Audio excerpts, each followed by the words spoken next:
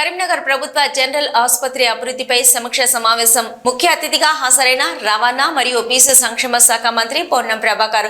సమావేశంలో పాల్గొన్న ఎమ్మెల్యేలు Kavampalli Satyanarayana, Vijaya Ramanarao, Karimnagar collector Pamela Satpathy, Praful Desai, hospital superintendent, ఇతర అధికారులు ఆసుపత్రిలో ఉన్న దీర్ఘకాలిక సమస్యలు, వస్తున్న రోగులు, డాక్టర్ల సంఖ్య తదితర అంశాలపై చర్చ. హాస్పిటల్లో రోగులకు ఇబ్బందులు లేకుండా సరైన వైద్యం అందేలా చర్యలు తీసుకోవాల్సిందిగా దిశానిర్దేశం చేసిన మంత్రి పొన్నం ప్రభాకర్. హాస్పిటల్లో అవసరమైన ఏసీలు ఏర్పాటు చేసేందుకు సిఎస్ఆర్, ఎస్టీఎఫ్ నిధుల నుంచి తాను డ్రైనేజీ వ్యవస్థ, మున్సిపల్ కమిషనర్ హాస్పిటల్కు అవసరమైన పరికరాలు, మందులు, ఎమ్మెల్యే కవంపల్లి సత్యనారాయణ అంబులెన్స్ రిపేర్కి తక్షణ అవసరం కింద 9 లక్షలు జిల్లా కలెక్టర్ విడుదల చేస్తారని తెలిపిన మంత్రి పొన్నం ప్రభాకర్.